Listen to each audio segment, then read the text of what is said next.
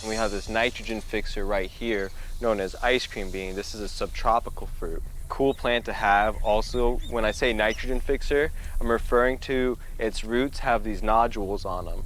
So every time you cut a branch, it releases one of those nodules, and those nodules have nitrogen.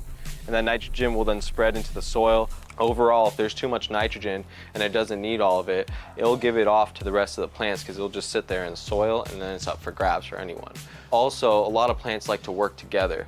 There are companion plants. One that's very common known as the three sisters, which is squash, corn, and beans.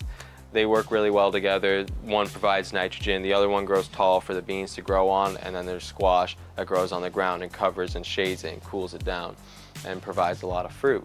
Now we space our peaches out about a hand's length. If you keep them too close like this, what happens is they don't get too large, they push into each other. One might fall off anyway, and then you won't get really good production. So right here, what we'll do is we'll actually take off all four of these. Those are gone, and that branch will hold four nice, large, juicy peaches for us to enjoy. Another great part about growing food on your own and knowing where it's coming from is that you're growing within the season. So a lot of times you go into a grocery store and you find apples all year round. Apples don't grow all year round. You typically find them around July and August, and then apples are gone. And if you didn't preserve them properly, you won't have any more apples for the rest of the year. So we juice all of our oranges and lemons, and we keep them in ice cubes that we will save for the years, and we'll open up these ice cube bags whenever we want lemon or orange. We're really used to eating what we see in a grocery store and not realizing what it has to do to stay on those shelves for that long.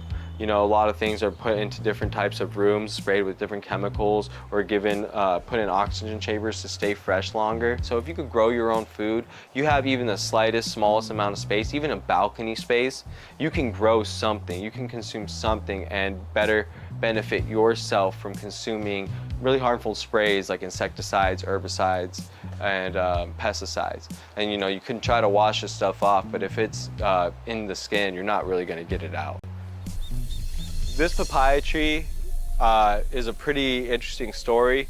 This one, I started from seed. Let's say you planted a mango from seed and it produced fruit. Now, if you took that fruit and you started new batches of trees, those are second generation trees. Those have adapted better to your climate at that point. So each seed is really its own genetic, and it's really unique how you can start creating your own byproduct from what you started with.